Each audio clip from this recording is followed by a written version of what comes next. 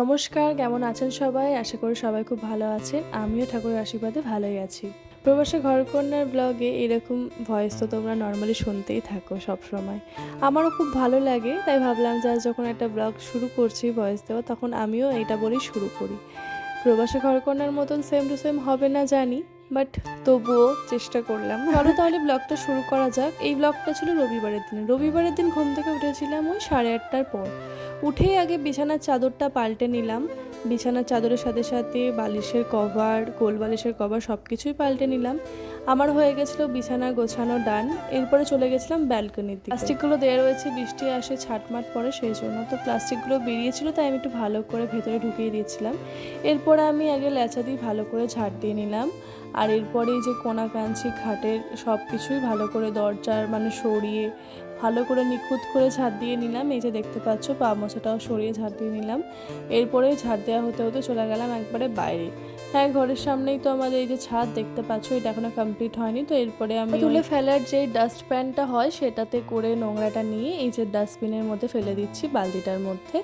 তো এই যে দেখতে পাচ্ছ এই বিছানা চাদরটা এটা কাচার জন্য ভিজিয়ে দিলাম। আর এদিকে ব্রাশ করছিলাম। ব্রাশ করার পর করতে লাগলাম চা, কারণ সকালবেলায় চা না খেলে ভালোই লাগে না। 9টা বাজুক আর 10টা বাজুক চা খেতেই হবে। তো এরপরে দুজনের জন্য চা করে নিলাম, বরের আর আমার জন্য। তো চা খেয়ে নিলাম। আর এরপরে এই যে ছোট ঘরটা, এটা আমাদের নিচে, এটার এখনও সেরকম কিছুই কাজ হয়নি, যেমন কি রং টং হয়নি। তো যাই হোক, এই ঘরে আমরা এসে শুই, যেহেতু এখন গরম প্রচণ্ড, তাই নিচে খুব আরাম লাগে, নিচটা বেশ ঠান্ডা।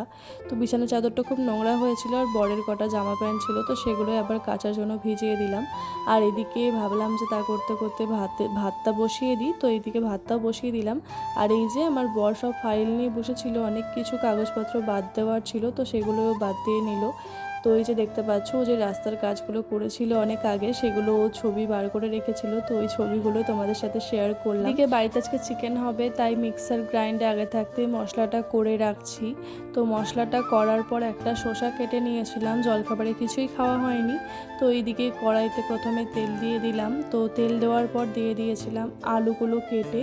তো আলু দেওয়ার পর হলুদ দিয়ে দিয়েছিলাম আর দিয়ে দিয়েছিলাম লবণ। হলুদ লবণ দিয়ে ভালো করে আলুটাকে ভেজে নিলাম। আর এদিকে তা করতে করতে একটু মুড়ি, চানাচুর, তেল দিয়ে পেঁয়াজ দিয়ে মাখিয়ে খাচ্ছিলাম শসা দিয়ে, বেশ ভালোই লাগে খেতে। তো এইদিকে তারপরে আলুটাও ভাজা হয়ে যায়, আলুটা ভাজা হয়ে গেলেই পেঁয়াজ দিয়ে দিলাম। আমি যেভাবে চিকেন করি সেভাবে তোমাদের সাথে শেয়ার করছি। তো যাই হোক, এরপরে মশলাটা দিয়ে দিলাম যেই পেস্টটা করা ছিল। আর এদিকে লঙ্কার গুঁড়ো, হলুদ, লবণ, চিনি, জিরের গুঁড়ো সবই দিয়ে দিলাম। আর তারপরে আমার মনে পড়লো যে একটু লাল মির্চটা দিয়ে দিই কালারের জন্য, তো এটা কালারের জন্য দিয়েছিলাম।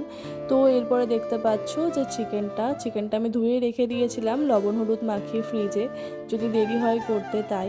আর এদিকে মিট মশলাটা দিয়ে দিলাম। তো এরপরে দিয়ে দিয়েছিলাম আলুটা। দেওয়ার পর একটু ঢেকে রেখে দিয়েছিলাম, কারণ ঢেকে রাখলে আমার মনে হয় যে জলটা বেরোয় মাংসর, তারপরে সেটা আরও বেশি টেস্টি হয়ে যায় মাংসটা।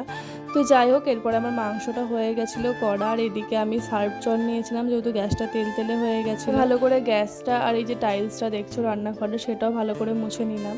আর সামান্য এইটুকু রান্না করার পর আমার অবস্থা দেখো, সেরকম কিছুই করিনি, জাস্ট চিকেন ভাত করেছি, তাতেই দেখো আমি পুরো ঘেমে স্নান, আমি প্রচণ্ডই ঘামি। তো এই যে তারপরে রাখা আছে 2 বালতি কাচার। তো যাই হোক, কাচলাম, কেচে স্নান করার পর আমি রেগে গেছি, তার কারণ হচ্ছে এই যে দেখো জলটা নিতে গেছি হাত দিয়ে, আর বোতলের ঢাকনি খুলে কিভাবে জল পড়ে গেছে, কাজের ওপর কাজ। তো যাই হোক, এরপরে সিঁদুরটা টিপটা পরে নিলাম স্নান করে উঠে। আর এদিকে ছাদে চলে এসেছিলাম সব মেলার জন্য। তো আবার কি হয়েছে, যেদিনকে কাছি সেদিনকে আবার আর এক ওয়েদার হয়ে যায়। তো আমি ভাবলাম বেশ 2 দিন ধরে রোদ হচ্ছে, তাহলে কাছি। তো যেই কাচতে গেলাম সেই দিনই দেখছি আবার মেঘমেঘ করছে। তো যাই হোক, কিছু কাপড় এইদিকেও মেলেছিলাম ব্যালকনির দিকে, দুটো নাইটিটা আর ইয়েটা গামছাটা। তো এইদিকে দেখছি পর্দাটাও ভিজে গেছে জল পড়ে। এরপরে ভালো করে মুছে নিচ্ছি, দেখতেই পাচ্ছ। সামান্য এইটুকু মুছতে গিয়ে আমি এতটা পরিমাণে ঘেমে গেছি যে ঘেমে পুরো স্নান হয়ে গেছি। তো যাই হোক, এরপরে দুপুরে খেতে বসে পড়েছিলাম, বর তো তখন আসেনি, তাই আমি একাই বসে পড়েছিলাম খেতে।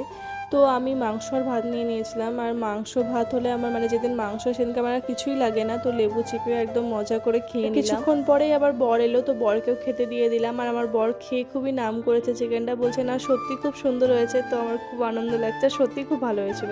তো যাই হোক, এরপরে চলে এসেছিলো বৃষ্টি। তো বৃষ্টি তো ছাতার মাথা কিছুই হলো না, সেই রকমই।